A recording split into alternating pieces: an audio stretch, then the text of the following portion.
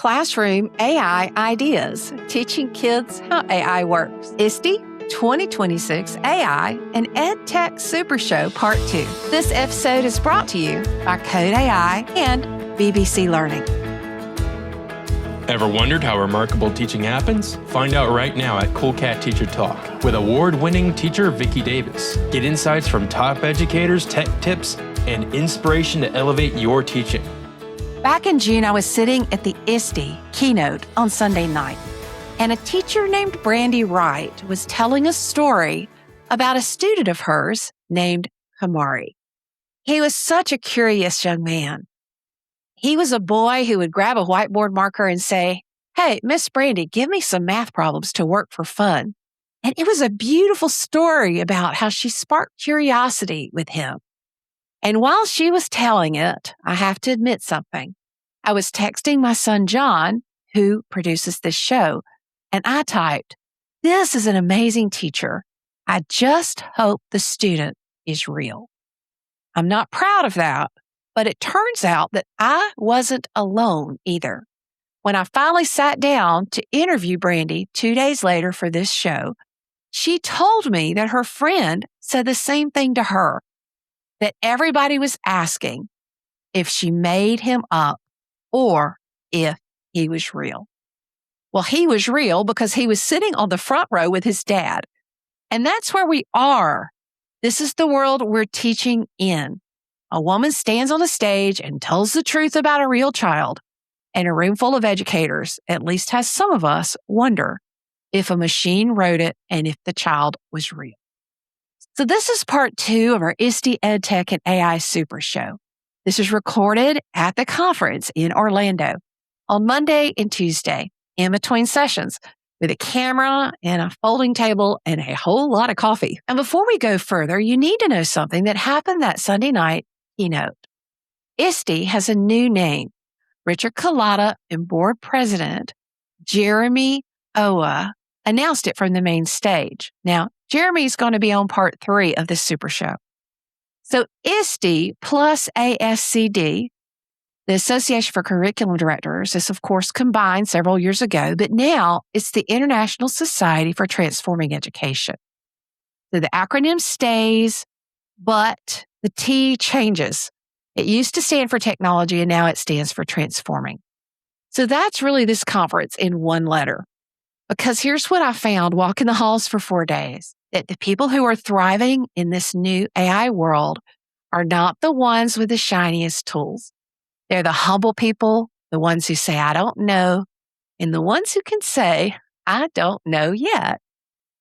The ones playing AI whack-a-mole, trying to detect their way out of this, they're the ones struggling. I'd rather have learning detectors than AI detectors any day. Detecting AI is going to be like detecting oxygen. The question isn't whether it's in the room. The question is whether a person is breathing. So let's talk about how we actually teach kids in this world. First up is Karim Meghji. He's been on the show before, and he's president and CEO of CodeAI. That's the nonprofit that we have known for years as code.org. They're the folks behind Hour of Code, which is how I first got started with Python. And now they've launched Hour of AI, but they have tons of free resources available to all of us all year long. So John and I sat down and actually took one of their classes Monday of the conference. They asked us to generate a healthy meal, and the cultural bias came pouring right out of the machine. That was the design of that lesson. So let's learn from Karim. Cool Cat Teacher Talk with award-winning teacher Vicki Davis. Our guest today is someone that I first sat down with about a very big idea that AI literacy belongs in every classroom, not just the computer science lab. Karim Meghji is president and CEO of CodeAI, the nonprofit formerly known as Code.org, and the organization behind Hour of Code, which got me started on Python, by the way. Thank you for that. And now Hour of AI. When Karim on the show earlier this year, we dug into why students needed to understand what's happening under the hood of these tools and not just use them. We talked about computational thinking to unplugged AI activities to a wonderful line that you said that you don't have to be a mechanic to drive a car, but it does help to know how the car works. So CodeAI has stepped into a brand new chapter, and we are filming this at ISTE 2026 and really trying to help students understand AI and not just use it. So Karim, thanks for coming back to the show. So you spent 3.5 years as product development for Code.org. What made you decide that, okay, we need to focus on kids understanding AI, like now is the time? That moment began years before we rebranded. It began when we started thinking about computational thinking and computer science as a foundational skill that every student needed to have as they went through their K through 12 experience, given that our world is so digital. And so understanding the world is why we started teaching computer science to begin with. We actually wrote our first AI curriculum in 2018 for middle school students. But I will say that, and then another AI activity that we built called AI for Oceans, it's for slightly younger students. Those moments when we put that curriculum into the classroom in 2018, 2019, 2020, we really saw the power of showing kids how to think about demystification in technology and how important that is in their lives. As generative AI has come on the scene, I think that just underscored even more the need for unboxing this technology. I think when we last talked, we talked a little bit about the glass box versus the black box. And so our brand change is really to reflect that now, in addition to demystifying computer science and technology, generally speaking, demystifying AI and getting into a situation where students can look at the glass box and see how it's working and maybe have a screwdriver and take it apart is as important in a world with AI as it was in a world with just computer science. So Karim, I was in your classroom today and I took a class and I thought it was really interesting how you've designed it because, for example, they had us generate a healthy meal and there was definite cultural bias to that healthy meal. And we got to talk about the bias that we saw. We can talk to kids all day long, but if they don't experience it, they don't understand it. What are your thoughts behind how you've designed the AI interactions that you have for free on CodeAI? So we do think a lot about not just how AI goes right, works well, answers the question, whatever the case may be that a student may be looking for. But we also try and build into our curriculum moments where it does something that's worth inspection, worth looking at a little more closely, whether it's, in this example, a bias situation, or we have other lessons where we actually have the AI answer incorrectly the answer to the question to show them what it would look like when AI doesn't answer correctly. And then we inspect that through the curriculum, through the teacher-led experience, and through the classroom discussion that occurs. And you might have noticed that today, actually, as you went through our curriculum and our little setup. A lot of our work is not just the curriculum online, it's actually the discussions that occur next to the curriculum. And that's where there's a lot of rich activity for students to learn about the nuances, especially in a world where this technology is not deterministic. You said a couple times, they said, who is in control, you or the AI? Where did you come up with that line? I love it. A lot of this is about leveraging the language around human in the loop, but there's another step that the human shouldn't just be in the loop, they should actually be in driving. Yeah. So human in the loop could be sitting in the passenger seat, if we're going to use the car analogy, which we've talked a little bit about, I think the last time we talked about that. And so this idea that actually, you actually control, direct, steer, guide, lead an AI system to solving a problem, to engaging in a new learning experience, but it should be you as the student, as the adult, that should guide what the outcome is, not sit passively. Yeah. We want an active participant, not a passive participant in this experience. Yeah. At the end of the day, these systems produce so much content, how important it is to teach kids not to accept the first answer, to actually question it, to push on it, make it better, to sharpen the outcome for their own benefit. And understanding that the less I know about a subject, the more likely I am to trust AI. Yes. And the more I know, the more I realize it's wrong. Right. So kind of unveiling our own blind spots that, hey, I don't know a lot about this. Maybe I shouldn't be trusting AI because I don't know enough to know what I don't know.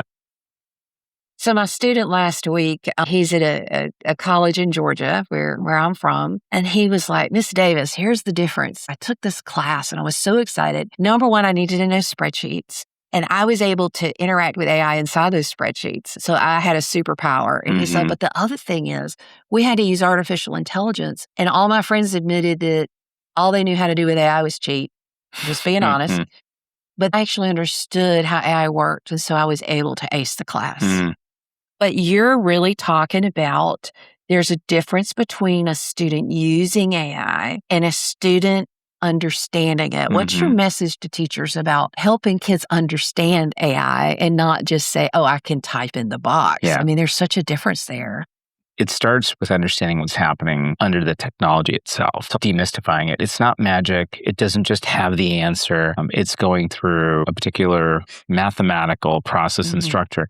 Do we need to get to the level of understanding post-secondary math that's occurring under it? No, we don't need to get to that level, but we need to understand probabilities are an important component of how AI systems work. We have to understand that training, which incorporates mass amounts of data, like what does that look like? And what does a good data set look like, right? How does that come together to actually produce an AI system that you can interact with? So just the basics of it. You don't have to be a mechanic to drive a car, but you need to understand what's happening a bit under the hood. Like gasoline goes in the car, why? Well, there's these things called pistons and they generate force and there's wheels. I need to change my oil. And I need to change my oil for it to keep going. And there has to be air pressure, these things, right? That level of understanding, I think, is really helpful to think about how do you take a student from using a tool, there's a baseline there, but then how do you increase their ceiling? How do you actually get back to your student who said, I could really ace this class because I understood what was going on. I didn't just know how to use it. I understood the tools. That level of understanding raises that student ceiling, enables them to do more, push the system further, question it when they actually have an instinct that something doesn't feel right about this. I think these are the kinds of capabilities students get out of learning what's happening under the tool. Karim, 18 years from now, when somebody's done CodeAI from kindergarten all the way up, what is that student able to do when they graduate from high school? What does success look like there? The first thing is they'll be able to look at outputs from AI and question, what am I seeing? Should I accept the first answer? Should I push it? Should I question it? How do I question the system to produce hopefully a better answer and an answer that they can maybe actually go validate separately? So learning the art of validation, which I think is general media literacy skill, I think is something that they will be able to do because it's not skepticism isn't the right word, but a healthy relationship with the AI system because they understand what's happening under the hood. Part of the challenge is because AI systems sound so authoritative and they sound so human. As a human, young or old, we accept it. But if you understand it's a machine, it reduces that level of trust you have with that machine and gets you to a place where maybe you have a healthier relationship. So I think that's part one. The other thing that I think is going to be really interesting to your question about what happens after 18 years of learning about AI, we're I think going to see a transformation in democratization of building technical things. There are a lot of students out there who now vibe code games or adults who are putting together vibe coded solutions for, products they want to build. I was speaking with someone earlier today, an entrepreneur who has no technical background after just a few courses, a little bit of learning about AI and computer science, just a little bit, now is building a business around a product they're excited about, designing the product, designing the marketing, creating videos, all of these things that otherwise they wouldn't be able to do as a single individual. So I think it's going to really democratize the ability to build and create, which puts us in a world where, again, what we're building and creating are technical artifacts. And so understanding how they work is going to be important as they proliferate. I think we'll have a lot of builders in 18 years. I think it's going to look very different. And then I think the third thing is, and I think this is the interesting question, like we're going to have AI systems talking to other AI systems, and what does that look like? Exactly. I do think at some point AI systems are going to interact, and we'll have to cross that bridge, what that looks like in terms of learning and how to work in a world that looks like that. And part of it, what I mean is not only human to human to AI, but AI to AI. What does that all look like? And I think the student who's gone through their K through 12 education, learning about AI is going to be more comfortable understanding how to manage and work in that world than the student that doesn't. Karim, you have a panel as we're recording this at ISTE 2026 about putting students at the center. And what does responsible, trustworthy AI education look like? Because I will say this, one of the things that pleased me the most about the class today was your definitions of artificial intelligence, because I have warned teachers on a session this morning, if you use AI to write the definitions for AI, it anthropomorphizes itself terribly. I loved how you AI as a machine. Yeah. And I think that's trustworthy as a teacher. Mm-hmm. So what does it look like for you? What do you want that to be? Yeah, I think trustworthy education starts with the fact that, AI isn't building the education itself, to your point. If you're going to start anywhere with AI education, it starts with humans teaching humans about what the machine is doing. The other thing I was going to say is, there's a lot of talk, especially at this conference, about safety in the classroom and safety of these tools. And I think it's a really important conversation. There's an interesting anecdote from Jonathan Haidt's book, The Anxious Generation, where he talks about we sometimes overprotect in the physical world and underprotect in the digital world, right? I think a lot of folks that are listening that'll resonate with them. And I was thinking about the fact that I think the same applies to education. I think we might be overeducating in some spaces and undereducating in the digital space. So I see that as an important step to trustworthy and safe AI education, which is let's educate our students, not using the tool. The tool use is not the same as educating students about how these tools work. That I think is safety and trustworthiness. So I want to see more of that. That'd be my definition. I loved the prompts today that I did in the class, but I'm curious, what guardrails do you have on the back end to keep kids safe when they're using your free resources at CodeAI? Yeah, so we have a whole set of technology. When a student enters the prompt, there's a set of filters that prompt goes through even before it sees an AI system. Then an AI system kicks in to look at the prompt, to again check it. Then it goes into the actual model where we're asking the question. And then as the response comes back, it has another AI system and filtering. So both on the input and the output side, we're looking at and inspecting what interaction is about to occur. And we test hundreds and hundreds and hundreds of prompts and set a very high threshold for success rate or failure rate, as the case may be. These systems are never going to be at the level where we can get 100% success because we can't cover every possible and kids do prompt, things. and they'll break it. We call it jailbreaking. They will jailbreak our products. But by running hundreds of prompts, you put your mind in the context of a young person, and then you try a lot of those prompts, and you automate these things, and then you redo these things again and again and again, right? So the combination of having a good data set, growing that data set, testing, and then having these, what we call a pre and post filter, are how we ensure that we maintain a very high bar on the safety of the product itself. I've always recommended for years code.org for learning how to code.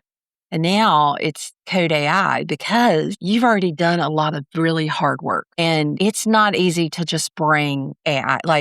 I would never just bring AI into a school without considering these things. But when we choose not to have a plan, that's what we're doing because it's already there. I mean, the statistics on how many kids are using AI is up in the 70% from what I've read recently. They're using it. So using your tools at CodeAI, I'm really a fan of the prompt method and all the stuff I went through today. And you can do all that in 50 minutes.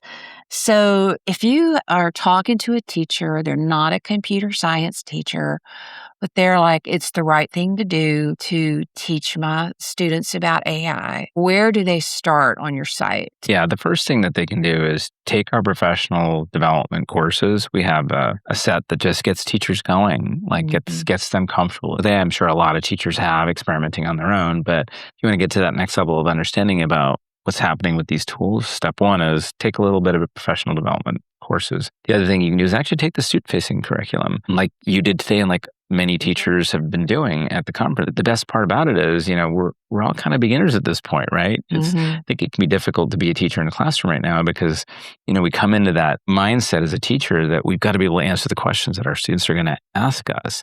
This is a moment where, even CodeAI, we are beginners right now as we learn how to build curriculum and technology around AI. But the more we're willing to do it with the community, and I think the more that teachers are willing to do it with their students, I'd say start. That's the name of the game at this point, right? Get in there and learn with your students. I think that's step one. I think the other thing, if you're not using AI, you've got to start. I think that's one other thing it's so simple to say that, but it is important. But I think using the tools is also one great way to understand how these tools can go really well and where they can go wrong. As we finish up, what's your dream for CodeAI? I mean, you're leading the organization. What do you, where do you want it to go? What impact do you want it to make in classrooms around? Yeah. I'm glad you asked that question, especially across the world. I think that's you have to have an aspiration that's sometimes lofty and big and audacious, and one that the organization will keep kind of striving towards. And that is that every student across the globe, K through 12, primary and secondary, in a lot of markets outside the US, have the opportunity, the ability, and the access to foundational AI education that teaches students not just how to use AI tools, but teaches them how the tools work. That's our aspiration. And it's really a big deal, because if these kids are making decisions that change our whole world, and they don't understand how artificial intelligence, I still know so many adults who think AI is a search engine. Yeah. And now we have a search engine that is AI, which is, but just that you use the word skepticism, or that intelligence about how it works. Yes. Sometimes it's right, and it's really right, and it's truly wonderful. Yes. But these are the things that are going to make a huge difference for our future. So what's your last encouragement for educators everywhere about why it's time now to bring AI education into their school and not wait? I think a lot about the world that our kids are in today. It's a digital world. The devices that we have in our pockets, on our desks, in our living rooms, in our cars, we're surrounded by digital technology. 1,000 years ago, we worked in a physical world, an agricultural society, or we built things out of rocks and sticks and things around us. And we had to learn about the physical world so we could operate in it. And I think it's an incredible moment right now where the digital world is the world we live in. We need to teach our students about the digital world. So the digital sciences of computer science, AI science, and data science, I think, are really critical. That's the message I would leave with our teachers is, if you want your students to succeed in the world that they're in today and that they are going to be living in as they enter the workforce, embracing the digital sciences as part of that is going to be important. And it doesn't mean you have to be on the screen all the time. Yeah, it doesn't mean screens all the time. Exactly. No, it doesn't. Yeah. I mean, in my AP CSP class, we go lids down a lot of times, and we teach XY coordinates. They're in costumes and mapped out with painter's tape on the floor, making their robot move. So. Some of the best learning occurs when you actually do something and then discuss it. You have a conversation about it. You have different viewpoints on it. So absolutely not a screen-oriented activity, but still learning about how the digital world works, right? Yeah. We've been talking with Karim Meghji, head of CodeAI, just about artificial intelligence education. They have a lot of great resources. And thanks for talking with us today.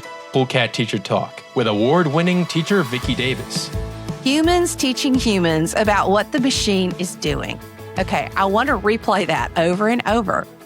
That is what trustworthy AI education sounds like. But here's the part that I keep thinking about over and over. The less we know about a subject, the more likely we are to trust AI on that topic. The more we know, the faster we spot that it's wrong. So our blind spots are exactly where this AI machine is the most dangerous to us and to our kids. Lots of numbers were flying around the conference, but anywhere from 40 to 60% of assignments in high school are being done by AI. Okay, nobody really knows what that number is, but I think most of us can agree things need to change because we want to educate. We need learning detectors, not AI detectors. So this is why who's in control, you or the AI, is such a good question to hang on our classroom wall. So teachers understanding AI is only the half of it. The other half is what we actually put in front of the kids. Story, the video, the thing that makes a 9-year-old get excited about learning. And good content can get really hard to find. So where can we find some free, safe, quality content? That can be pretty tough. So I went looking at the expo and found a booth that was hopping. Kimmie Fink taught for 13 years. She was named Puget Sound Teacher of the Year, and now she's a senior editor at the BBC Learning Hub. Our next thought leader, let's learn. Cool Cat Teacher Talk with award-winning teacher Vicki Davis. So our next guest knows both sides of the classroom door. Kimmie Fink spent 13 years teaching. She was named Puget Sound Teacher of the Year, and now she's senior editor at the BBC Learning Hub. She helps bring BBC's world-class storytelling from Planet Earth to Walking with Dinosaurs to everyday classrooms with free, ready-to-use resources. So we're at ISTE 2026, and we're going to talk about what great storytelling does to change the engagement, and also how a former teacher thinks about building the resources she once wished had. So thanks for coming on the show. So you spent 13 years in the classroom and you won a lot of awards. Okay, first of all, these resources are free. A lot of us teachers, we just stay free. Absolutely. Good. So as you're pulling together content, what did you start looking at to design the content to bring it to classrooms?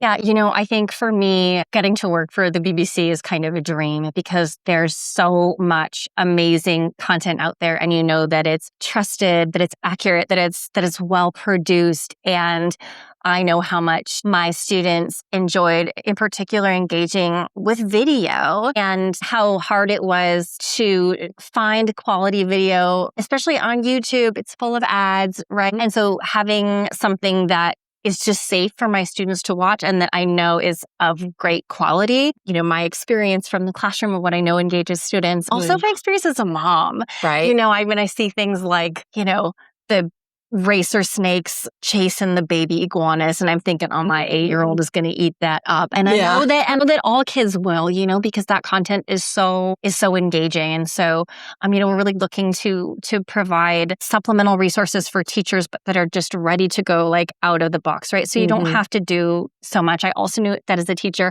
I had my curriculum that I was teaching. And so I was really looking for things to supplement and to make the experience, come to life. So the idea that we have this home for that where you can come is just really appealing to me. Because used to, you find a video and you're like, okay, I've got this lovely video and I got to do all this stuff. But when I was at your booth, you had the videos and you have lesson plans and you can download it. So describe if a teacher wanted to use stuff tomorrow, what would be the kind of things he or she could expect to be able to get from your site?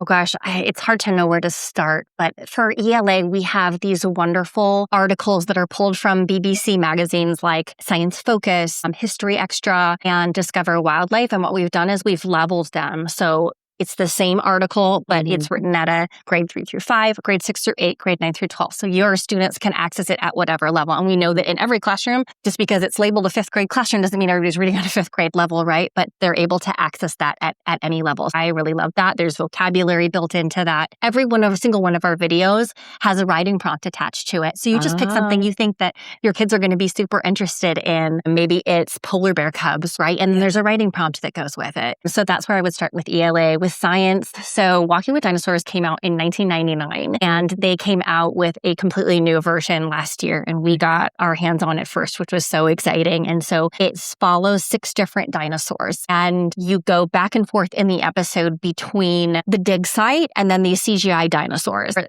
what I did is I went through it. I got to watch all the episodes and then pick out the learning moments. So what I did is I paired a dig site clip with the CGI clip of the actual dinosaur, and then we created a paleontologist field journal. I saw that. Yes. It's very cool. It's so fun. And then we made an interactive map. So students get this interactive map, and you go and you can visit in any order the dig sites, and you watch each of these videos and you take a quiz on it, and you fill out your paleontologist field journal. But there's some extra fun content in there, like what dinosaur are you? Because obviously you need to do a personality quiz to figure out what kind of dinosaur you are. I'm a Lusotitan. I don't even know what that is. It is a massive, massive dinosaur. But for me, just having students make that connection and almost kind of put themselves in that role of paleontologist, because you look and they're showing you the Spinosaurus's tail, and then we're asking you to make some predictions about what do you think that meant about it, and then you watch it and you realize that the Spinosaurus was aquatic. So there's this real kind of role playing and figuring things out as you go, and I just think that's such an exciting experience for kids.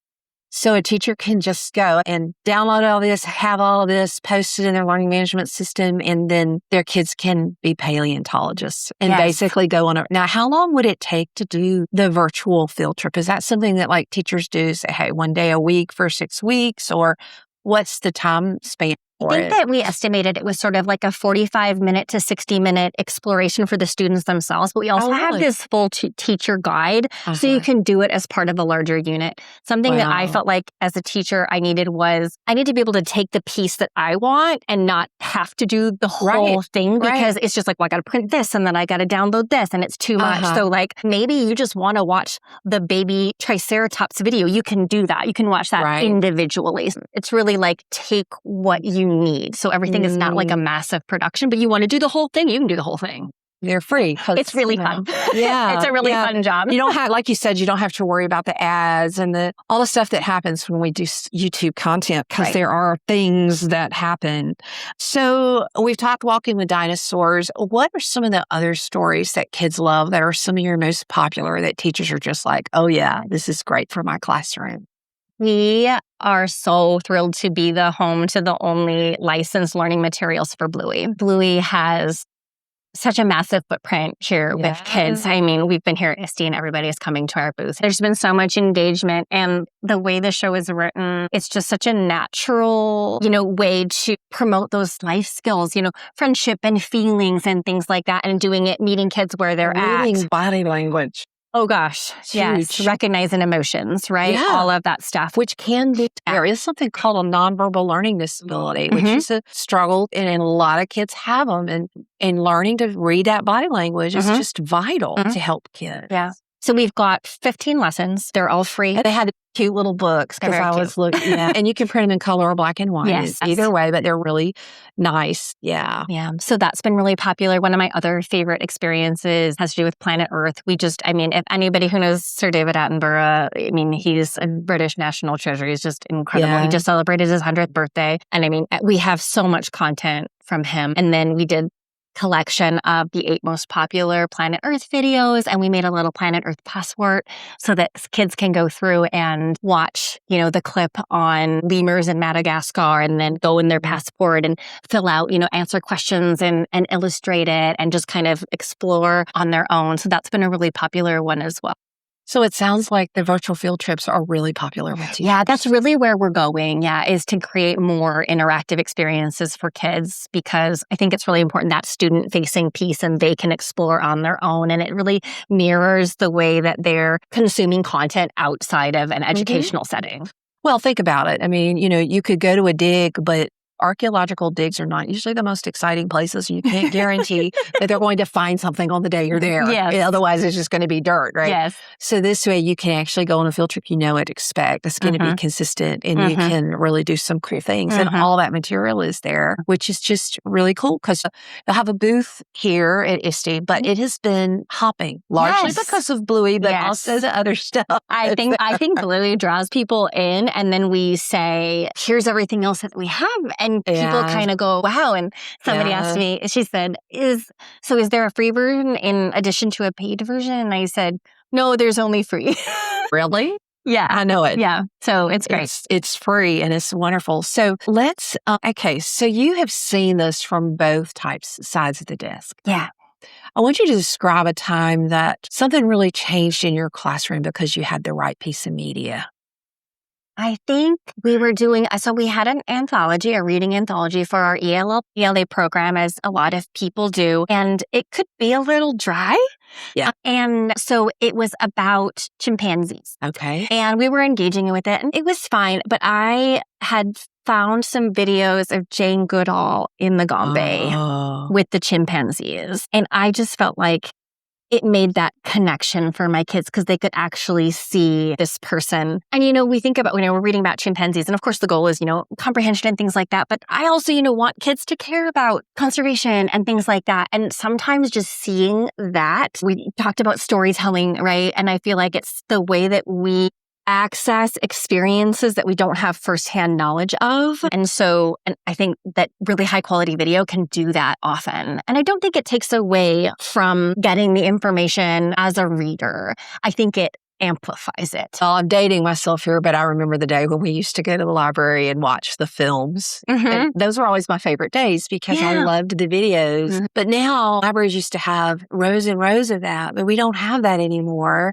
we can just access it. Yeah. That accessing the quality is the challenge. And this is a great resource. So when you talk to teachers and when you're talking to them at the booth, what are they most excited about besides Bluey, obviously? I've had a lot of excitement around our newsroom. So I think that a lot of people hear BBC and they think news, right? Because of course BBC News is quite well known. And we have just launched our newsroom, and we have a daily news bite. And so you come in every day, every school day. We have a new one.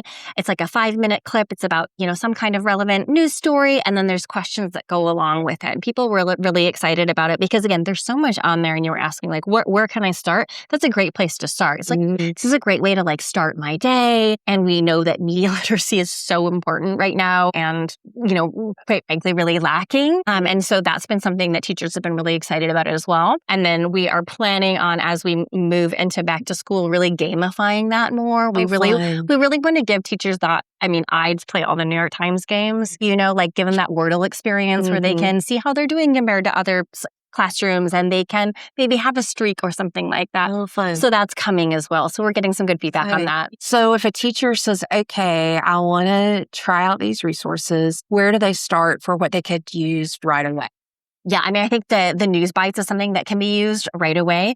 I would also recommend just go to our homepage. We have a new top nav that we just launched, and I think it does a really good job of showing the breadth of what's available. So you can go in, and there's science and environment right at the top.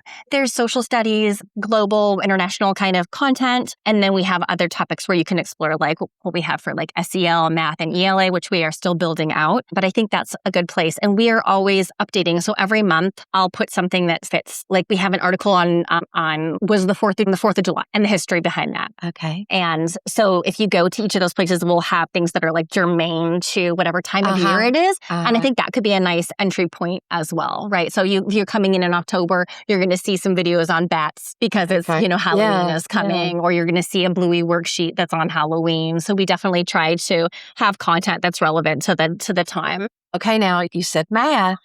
I did. So could you give me at least one example for math? Because a lot of times people don't think of math as having great videos, but there are some out there. So what we have for math are currently, so we have the Numberblocks. Do you know Numberblocks? No. Okay, so there's Numberblocks and Alphablocks are shows that are distributed by the BBC, and we have licensed a lot of their magazine content as printables. So we have a lot of math content principles that you can use. What kind of guides the content that you select? So we have developed our global knowledge framework, and there's really 5 pillars to it of things that guide you were asking before about how I make selections, right? Yeah. So I'm looking at these things, and the first one is media literacy. Okay. And then second, we have sustainability and environment, which of course makes a lot of sense with what the BBC produces. We have global citizenship, so, knowing more about the world, cultural awareness, cultural relevance, and then financial literacy and digital literacy as well. So we've been talking with Kimmie Fink from BBC Learning Hub about their free resources, and they're free. It's not just videos. It's a lot of incredible content. And can teachers sign up and sign in and then get announcements when you release new things? Yes, absolutely. So we have a mailing list that you can sign up and get updates on everything that's new and everything that's timely and topical. When you go to the website, you can view all of our videos. You don't have to be signed in or anything like that. In order to download like a printable or something like that, you're going to go ahead and log in. It's really easy. It just takes a few minutes and it's free. And then when you are logged in, you can do things like create your own playlists. So we have curated playlists, like we have a Great Penguins playlist, but if you want to do your own and then assign it to students via Google Classroom, you can do all that once you're logged in and download all the printables that you want, print them off, copy them, you're good to go. Okay, so we've been talking with Kimmie from the BBC Learning Hub. Thanks for coming on. Thank you so much for having me. Cool Cat Teacher Talk with award-winning teacher Vicki Davis. Walking with Dinosaurs, Planet Earth, and Bluey, leveled articles at 3 reading levels, a daily news bite for media literacy, some great free resources. So now I want to bring you back to that keynote, because here's what's been rattling around in my head ever since. Kimmie's resources work because a real human being, a teacher and a mom, sat down and watched every episode and said, "Where's the learning moment?" Karim's curriculum worked because a human being deliberately built in the moment where the machine gets it wrong, so a teacher could talk about it. The craftsmanship is human every single time. So if we've learned anything from the pandemic, it's that a kid alone with a screen and a set of headphones does not make progress. It's teachers, artisans and craftsmen who love kids, who help move learning forward, along with supportive parents. So let's go meet the teacher I talked about at the beginning of the show. Brandie Wright is a STEM educator and AI coach at YELLOWHAB, a tuition-free micro school Pharrell Williams founded in Norfolk. And I have to tell you, this conversation went somewhere that I didn't plan. Let's learn from Brandie. Cool Cat Teacher Talk with award-winning teacher Vicki Davis. Our next guest believes that every kid deserves a school built around what they can do, not what year they were born. Brandie Wright is a STEM educator and an ISTE AI coach at YELLOWHAB, the tuition-free micro school Pharrell Williams created in Norfolk to even the odds for kids the system too often overlooks. So, Brandie, you took the main stage on here at ISTE 2026. So, Yes. but you're at a school. Like, how did you feel when the folks at ISTE emailed you and said, "Hey, we want you to tell your story about how you teach kids"? I was blown away. This was actually a dream of mine to be on the main stage. You come to ISTE each year and you see these people tell these stories and they talk. And a few years ago, I told my friend, I said, take a picture of me in front of the stage. I said, I'm going to do that one day. Oh, really? I did. How cool. But I didn't know what it would be. Even if it was something as simple as introducing someone, like saying, hi, welcome Vicki Davis. She's a podcast blogger, teacher. I would have taken that. But so they asked me to share a story around curiosity. I love that topic. Mm-hmm. People tell me that I ask a lot of questions, and not like in a bad way, but I'm that person in a meeting, in a conversation, whatever it is in a discussion. Like, I like to ask questions because I am curious. So when they said, well, we want you to talk about curiosity, I didn't know. So is this about my curiosity? How do I help students to be curious? But then they said to pick a student. Mm-hmm. They're like, we want the teacher's story. We want so it your was a story. real story of a real student. He was here. Oh, he was here. He came. Okay, so see, that's my always, okay, so you know how AI just is always making up these stories. So when I hear Yes. stories, I'm like, Yes. Real here, students. listen. He and his father I came like and they were on the front row. That was a last minute gift from our school. I didn't know that that was going to be possible. I didn't think that people would think he wasn't real until my friend told me literally just yesterday. She said, no, people thought you made him up. And I said, really? So around the story, once I got the full story and how I wanted to tell it, then I gave them pictures. So that picture of him looking up, that's a real picture that my coworker took. We were in the aquarium and she This took is a that whole picture. other issue that we can talk about in a minute, because I was sitting there and I was messaging my son, John, and I was like, okay, this is an amazing person. I just hope the student is real. Wow. I did, He because is of very all these real. stories that are being shared now on social where AI has Yes. made up people Yes. and you find out they're not real. So No. tell a little bit about this student. Mhm. Did you get to use his real name? That is his real name. So tell a little bit about this Yes. student. You don't have to Yes. give the whole keynote. Just tell everybody who's listening a little bit about the student, and we'll Sure. go into the other topic here, because this is an Yeah. interesting thing. First of all, when I first met Kamari, right, the school had only been open 2 years. I came in year 2. So he was in 3rd grade. And so he's a twin. He and his twin went there and I became their new teacher in the middle of the school year in January. So you could imagine they were already at a new school that just started this new concept of a micro school. What do you mean? I'm coming from a public school and now I'm in this small school that's with these kids I don't know. He was just one of those kids. He was very busy, but he was talkative and I could tell he loved basketball. He loved football. Like that was the thing. And they always wanted to play. I was saying it didn't take very long for us to really develop a connection. And I think it came around because I also love football. When you have that connection with that kid. I mean, because some kids just have connections with different teachers. They do. Yeah. And so we have a format at our school. We call it crew. And so some schools do this where it's not just homeroom. Crew is very much like your school family. So you have a crew leader. So I was his crew leader. What it is they come to us first in the morning, but then we also see them at the end of the day. When we go on a field trip or any learning experience, we go by crew. So, and then they stay with us every year. So he's been in my crew. This is his 4th year. Wow. So you could imagine, right, the relationship that we've built. So over the years, it's gone from I came to his football game and it was like, whoa, like they're like, whoa, you're coming to my football game.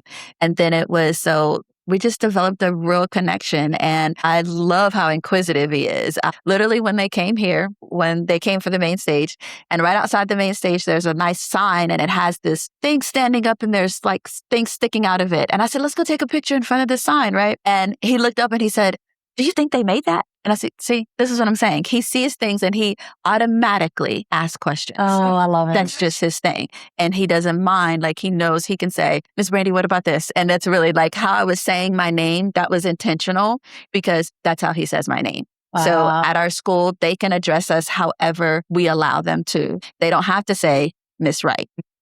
They could say whatever I allow. I thought that was great. And so I told them they can call me Miss Brandie. I said, you can call me Miss B. Some people, Miss B Wright. You can call me most of them say Miss Brandie.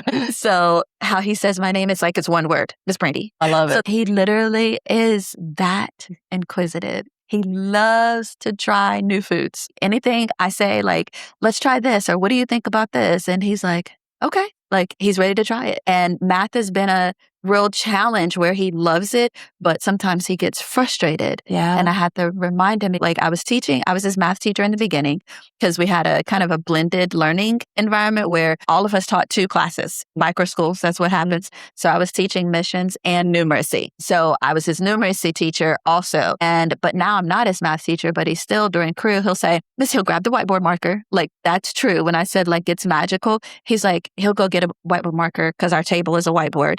And he'll say, Miss Brandie, give me some multiplication facts. Ooh. Hey, we're learning multi-digit, right? And he was like, can you give me some problems? If we're just sitting there, he's like, hey, can you write some problems on that? He goes from a kid who doesn't like math to just works math for fun. Yeah, he loves it. With you. Loves it, yeah. And I'm not even his math teacher anymore. But sometimes when he's in math, which there she has to really push him in some things and teach him some new things.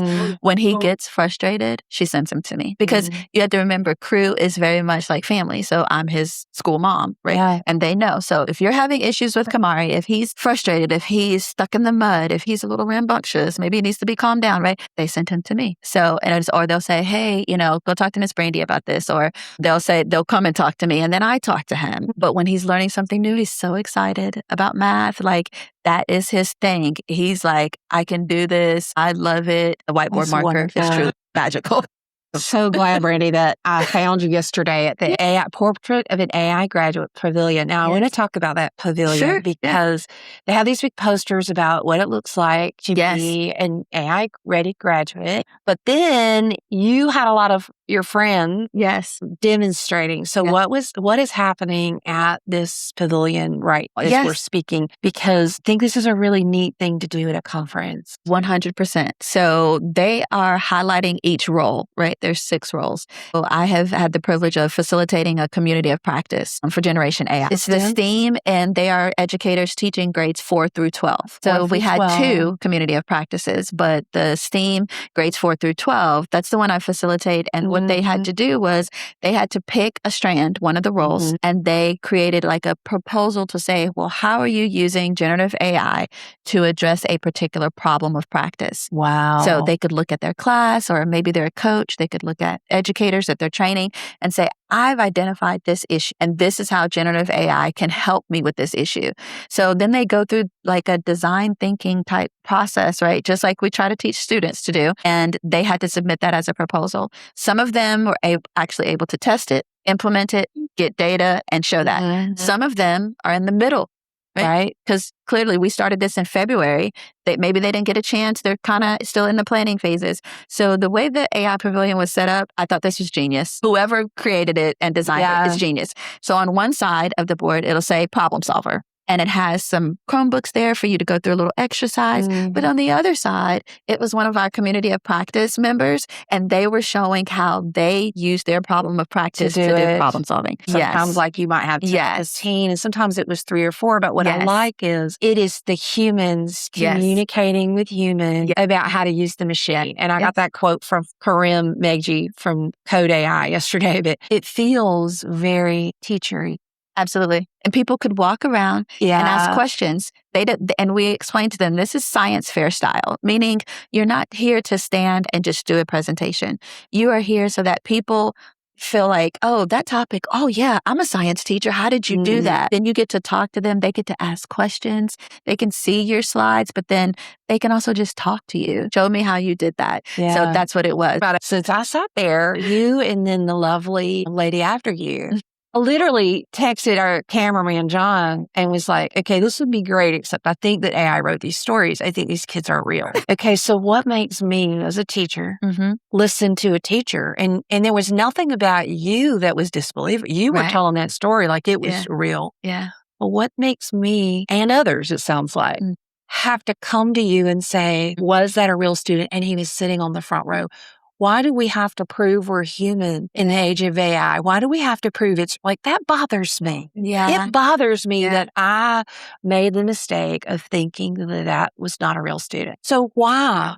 Why is it where you were telling a story and you're having to prove that it's real? And honestly, my answer is probably going to be a little shocking, but it's because we forget where AI really comes from. The things that are generated, the responses, they are generated by a computer that was programmed by a human and studied human stories. So they're believable because there was a human that actually programmed the response. It should seem real, but it's sad that they are so real. It's sad sometimes that it's so believable because it makes people think that they don't need the actual human. That's the sad part. I agree with you that we should be able to know that this was a real person. Are we going to have a stamp now? Yeah. Real human story. Like, we shouldn't have to do that. But think about food. I'll give an analogy. Yeah. Back in the day, we knew that when we got a potato chip, right? Or when you went to McDonald's, when we were kids, when we went to McDonald's, the French fries were French fries. They were French. We knew they were from potatoes. Yeah. Do we think they're from potatoes now? Who knows? That's the point. So I would give that same analogy. I think that there was a time where you knew when someone wrote a book that those were their words. You knew when you read a poem that they wrote that poem. You knew when you saw a picture that they painted that picture. Now, because of the progression of technology, when you look at it, you do have to wonder. At some point, I think it's going to get to where people won't care, unfortunately. But now we have to question. People won't question. They'll just say, well, maybe it was, maybe it wasn't. We don't want to be deceived. I've seen so many people reshare stories about that teacher who flipped for that reason. Yeah. And it was a fake teacher and it was a fake reason and it was just being shared for whatever reason to get clicks. Brandie, is that it makes me feel good as a teacher to have a human connection because we relate. And I do have to say this about one of your founders. I've been through a couple of hard years with the pandemic and I'm going to tell you, I probably half funded your school for how many times I have played Happy.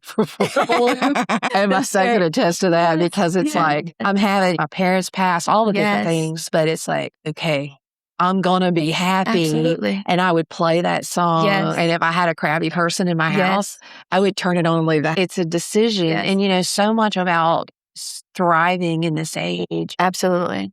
Our decisions that we as humans make that nobody can make for us and the human connections we have and asking the questions because how would I have known? Remember how the keynote speaker said, we have to admit that we don't know. If I hadn't actually asked you that question, you would have been real with you. Yeah. You would have thought he wasn't real. Then how would I know? Because we're going to move forward with real conversations and real questions being real. So I have a question for you. So if you didn't know that he was real, would it change the impact of my story? Did it, when you found out that he was real? It does make a difference because AI is supposed to help us be better humans, not pretend to be human. And when we feel like that there's something artificial in it, because I think we're so hungry for human connections since the pandemic in particular, I want a connection with a person, a woman on stage. Yes. And see, now as I've talked to you, I have that connection. Now, I love the story enough to reach out to the media team to say, hey, can I talk to her? There was enough because here's the thing. Even though I wasn't sure if the story was true, I felt like you were real. Yeah. There had to be a story behind the story that I got. Does that make sense? Absolutely. Absolutely.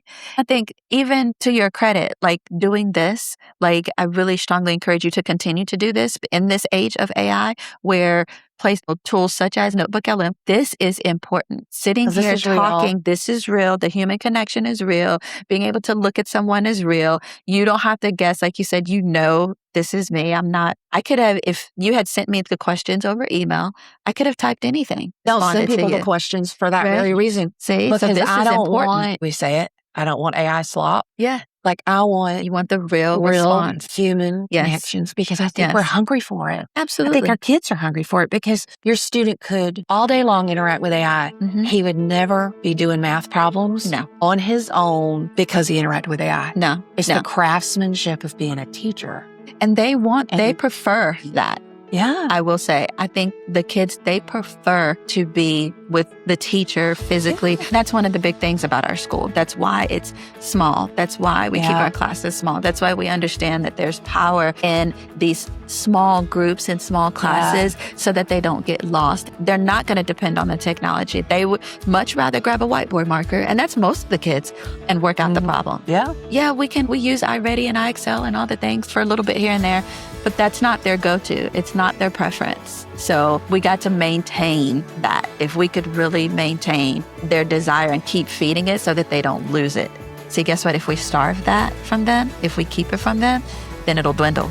Yeah. They won't have it anymore. So we got to keep it. Well, if we have any proof from the pandemic, it's that screens and kids by themselves don't Bad. make progress. Mm. It's teachers who are artisans and craftsmen who are loving the kids and who are helping us move forward. We have been talking with Brandie Wright, STEM educator and AI coach at YELLOWHAB, tuition-free micro school Pharrell Williams created in Norfolk. And this has been a joy. Thank you for letting me find you yesterday at the AI Pavilion and problem. changing your schedule so we could sit down and talk. This is a great, it went in a direction that we didn't expect.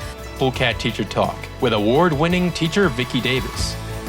AI is supposed to help us be better humans, not pretend to be human. Okay, so that's something I said in that interview, and I meant it. And I think that's the test for every tool that we're going to be handed this school year. Is it trying to help us, or is it trying to be us? Because we know AI is not a great teacher. I don't want AI slop, and our kids need better.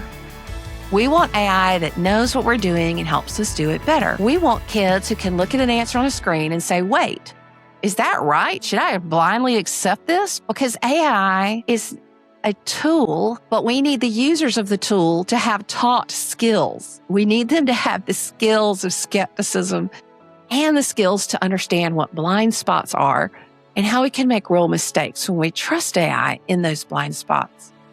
And we're the ones who teach this. We all know what's happening right now. You just heard about a curriculum, a library of resources, 6 AI-ready graduate roles, dinosaur field trips, news bites, and we're like, my goodness, there's so much. So my husband has a line that he uses on me when I feel like there's too much going on. He says, Vicki, you can't boil the ocean. So you can't and I can't. So we're not going to try. We're going to innovate like a turtle. Pick one thing from today's show, just one. Maybe it's an AI lesson from CodeAI where kids see bias for themselves. Maybe it's a short video that's being curated that you can use on Monday morning. Or maybe it's go find the kid that nobody's connected with yet and be their Miss Brandie.